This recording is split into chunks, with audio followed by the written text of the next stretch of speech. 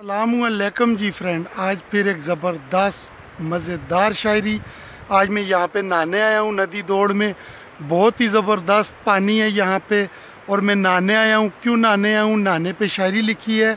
देखो ना जी ठंड में नहा रहे हैं, देखो ना जी ठंड में नहा रहे हैं, आज उससे मिलने जा रहे हैं। खांसी नज़ला और ज़ुकाम सारे ख़तरे सर पर उठा रहे हैं।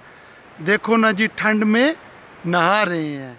कल ही तो ली थी तनख्वाह, कल ही तो ली थी तनख्वाह, आज उस पर लगाने जा रहे हैं।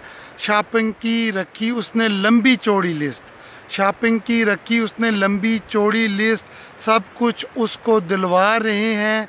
देखो ना जी ठंड में नहा रहे हैं। किधर हो जी और कहाँ पहुँचे हो, बार बार मैसेज आ रहे हैं। अभी पहुंचा, ये पहुंचा और वो पहुंचा, हम भी उसको टरखा रहे हैं। देखो ना जी ठंड में नहा रहे हैं। आखिरी बात ये तवज्जो कीजिएगा, आखिरी बात ये तवज्जो कीजिएगा, प्यार से आपको समझा रहे हैं। कोई नहीं फ़ायदा इस दल दल का, कोई नहीं फ़ायदा इस दल दल का, जिसमें हम डूबे जा रहे हैं।